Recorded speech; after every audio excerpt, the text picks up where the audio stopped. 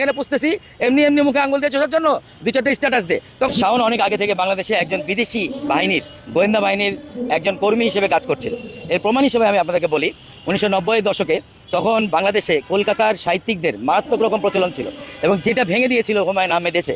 হুমায়ুন আহমেদের লেখার এত জনপ্রিয়তা পেয়েছিল যে এপার ওপার দুই বাংলাতেই হুমায়ুন আহমেদ সমান তালে তার বই বিক্রি হতো এবং সেই সময় কলকাতার যে সাহিত্যিকরা ছিল তারা একটু ডাউন মার্কেট হয়ে গেছিলো। এরপরে হুমায়ুন আহমেদ হাত দেয় হলো নাটকে এবং সিনেমাতে। এই তিনটা ক্ষেত্রে সে সমানভাবে সফলতা অর্জন করে। তখন ভারতীয় যে এজেন্ডা ছিল মূলত, যে তাদের যে ইনকাম ছিল এটা ওই সেক্টরগুলোতে কমে যাওয়ার কারণে তারা এখানে একজন লোককে ইনপুট করলো এবং সেই লোকটা ছিল শাওন। শাওনের মা যে বেগম তহুরা আলী, এই ভদ্রমহিলা কিন্তু দুইবারে আওয়ামী লীগের এমপি ছিল, সংরক্ষিত মহিলা আসনের এমপি, এবং এরা পিওর আওয়ামী লীগের ছিল।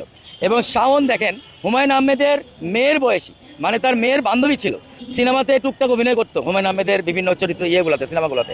সেখান থেকে সে ছলে বলে কৌশলে এবং না জানি আরও কত বাজে কাজ করে হুমায়ুন আহমেদকে ব্ল্যাকমেইল করে বিয়ে করলো। এবং আমি বিশ্বাস করি হুমায়ুন আহমেদ এই বিয়েটা করতে চায়নি। তৎকালীন সময়ে যেহেতু শাওনের মা একজন সংরক্ষিত মহিলা এমপি ছিল, সে বিভিন্ন মাধ্যম দিয়ে মিনিস্টার টিনিস্টার দিয়ে প্রেশার ক্রিয়েট করে, প্রশাসন দিয়ে ব্ল্যাকমেইল করে এই হুমায়ুন আহমেদকে বিয়েতে বসতে বাধ্য করে। কেননা সেই সময়ে কিন্তু হুমায়ুন আহমেদ এবং গুলতেকিনের যে প্রেম কাহিনী ছিল তা বাংলাদেশে একটা রূপকথার মতো প্রচলিত ছিল এবং সেই প্রেম কাহিনী আমাদের কাছে একটা আদর্শ ছিল এবং সেই আদর্শের জায়গায় বাড়ি মারে শাওন। হুমায়ুন আহমেদের ব্যক্তিগত ক্যারেক্টারে বাড়ি মারে শাওন এবং এর ফলে বাংলাদেশের সাহিত্য জগৎ তছনছ হয়ে যায়, বাংলাদেশের সিনেমা জগৎ তছনছ হয়ে যায় এবং নাটক তছনছ হয়ে পুনরায় ইন্ডিয়ান এবং ভারতীয় চলচ্চিত্র, ভারতীয় লেখকদের লেখা এবং নাটক আবার বাংলাদেশে ঢুকে পড়ে। এটা ছিল একটা নীল নকশা ভারতের এবং সেই নীল নকশাকে এখানে সফল করে সেটা হচ্ছে শাওন। এর পরবর্তীতে দেখেন বাংলাদেশের দুজনের মৃত্যু নিয়ে, আমি আজকে স্পষ্টভাবে বলতে চাই, দুজনের মৃত্যু নিয়ে চরম বিতর্ক আছে। তার মধ্যে একটা হচ্ছে হুমায়ুন আহমেদ, দুই হচ্ছে আমাদের ঢাকার মেয়র আনিসুল হক।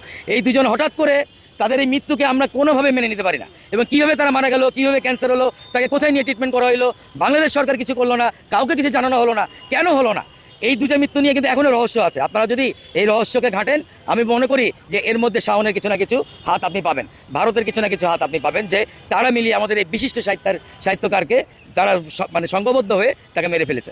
এখন আপনি দেখেন শাওন যখন হুমায়ুন আহমেদের স্ত্রী ছিলেন তখন কিন্তু সে একবারও এই যে আওয়ামী লীগপন্থী যে কথাগুলো সে বলছে এবং বাংলাদেশ বিপরীতের যে কথা বলছে, বাংলাদেশের বিরুদ্ধে যে কথা বলছে, সেই কথা কিন্তু সে তখন একবার উচ্চারণ করেনি। যখনই হুমায়ুন আহমেদ মারা গেছে শাওন কিন্তু আপার হ্যান্ড আসছে এবং বাংলাদেশে যখন রয়ের আর কোনো এজেন্ট ছিল না 2024 সালে 5ই আগস্টের পর, ঠিক 5ই আগস্টের পর শাওন কিন্তু মাথাচাড়া দিয়ে ওঠে এবং তখন থেকে সে কিন্তু ছাত্র জনতার বিরুদ্ধে বলছে। দেখেন 1400 ছেলে চোখের সামনে আওয়ামী লীগ মেরে ফেলেছে, 1400 ছেলেকে চোখের সামনে সে তৎকালীন আওয়ামী লীগের প্রশাসন গুলি করে পাখির মতো মেরে ফেলেছে।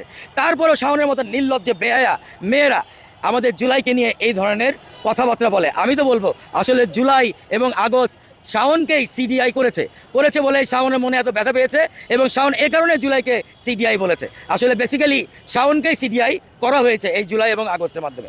আরেকটা কথা বলি, শাওন ও শাওনের মতো যারা আছে এদের সকলকে সম্ভবত ওই পার থেকে, মানে হিন্দুস্তান থেকে, কলকাটিনারে তো যখনই আমাদের ভালো কিছু হয় তখনই শাওনকে ওরা উপর থেকে দেয়, দিয়ে কি বলে জানেন, এই ম্যাগি নুডলস তোর না টাকা পয়সা দিয়ে এখানে পুষতেছি, এমনি এমনি মুখে আঙুল দিয়ে চোষার জন্য দুই চারটে স্ট্যাটাস দে। তখন শাওনরা গিয়ে এই ধরনের বাজে স্ট্যাটাস আমাদের দেশের হয়ে দেয়, আমাদের দেশের বিরুদ্ধে দেয়। এই শাওনদেরকে আসলে দেশ থেকে বিতাড়িত করতে হবে। আপনি বাইরের শত্রুর সাথে পরে লড়াই করবেন, দেশের শত্রুর সাথে আপনি আগে লড়াই করেন। আপনি দেশের শত্রুকে নির্মূল করেন আগে, এদেশ থেকে বিতাড়িত করেন। শাওনরা যদি ভালো না লাগে দেশকে, এদেশের জনগণকে ভালো না লাগে, আমাদের রক্ত দিয়ে ভালো না লাগে, আমাদের প্রাণ দিয়ে ভালো না লাগে, শাওন এখান থেকে চলে যাক।